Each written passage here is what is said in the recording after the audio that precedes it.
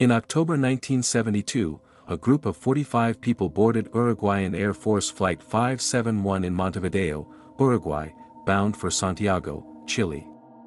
The passengers included the Old Christians Club rugby team, 19 young men in their late teens and early 20s, along with friends, family, and supporters.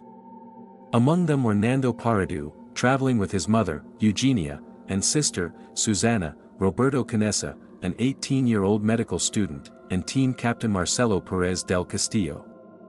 Graciela Mariani, a mother, joined last minute to attend her daughter's wedding in Chile. The plane, a Fairchild FH-227D, was piloted by Colonel Julio Cesar Ferradas, a veteran with over 5,000 flight hours, and co-pilot Lieutenant Colonel Dante Hector Laguerara.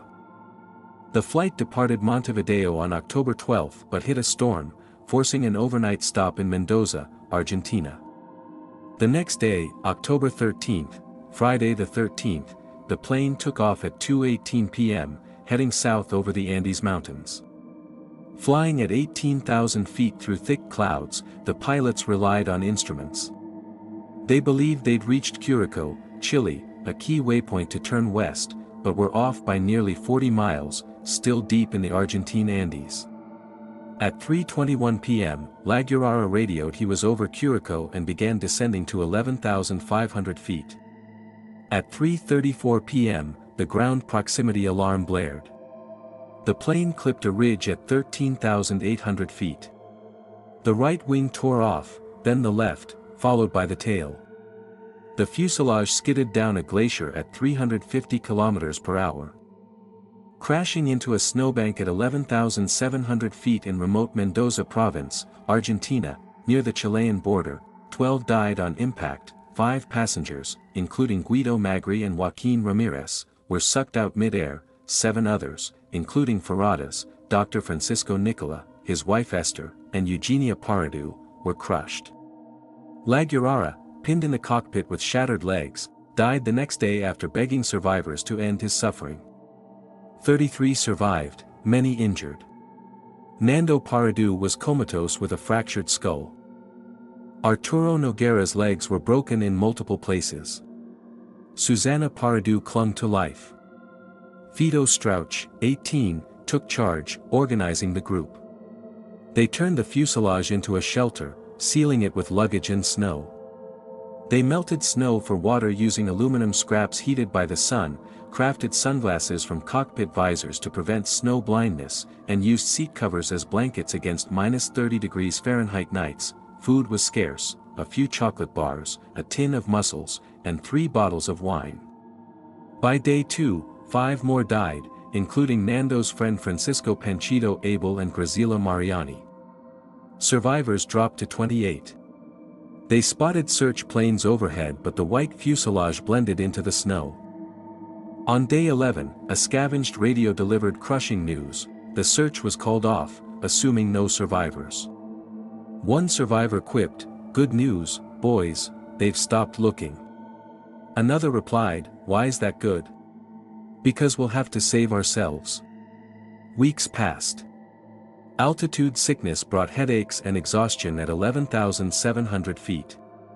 No plants or animals, just snow. 6 more died, including Roy Harley, frozen overnight, leaving 22. On October 30th, day 17, an avalanche buried the fuselage, killing 8, including team captain Marcelo Perez and Liliana Methol, Fido's cousin's girlfriend. Only 15 remained, trapped under ice. Roberto Canessa, the medical student, stitched wounds with suitcase thread and rationed dwindling painkillers. Starvation eroded them, each losing up to 50 pounds. They faced an unthinkable choice: eat the frozen bodies of their friends. After heated debates, they agreed, citing survival and even spiritual analogies. Using glass shards, they cut thin strips from corpses, drying them in the sun. It provided 800 calories daily, keeping them alive. By December, 16 survivors remained, their bodies skeletal but spirits unbroken. They planned an escape. Short hikes built strength, they sewed sleeping bags from insulation and made snowshoes from cushions. On December 12, Day 61, Nando Parrado, now recovered, Roberto Canessa, and Antonio Tintin Vizintin set out. They headed east first, a mistake, but learned the terrain. After 3 days, they scaled a 15,000-foot peak, hoping to see Chile's green valleys. Instead, more mountains stretched endlessly.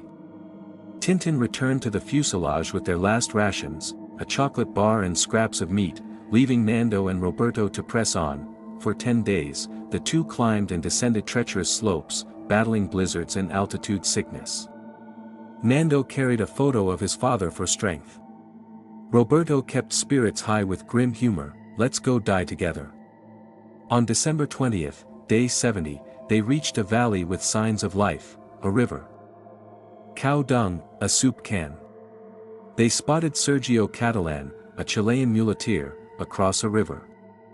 Unable to cross, Nando tied a note to a rock, "I come from a plane that fell in the mountains. I am Uruguayan. We're 14 up there, wounded. No food. We walked 10 days. Help." Catalan read it and rode 10 hours to Los Maidens for help. On December 21st, Chilean authorities mobilized helicopters, but turbulence delayed them.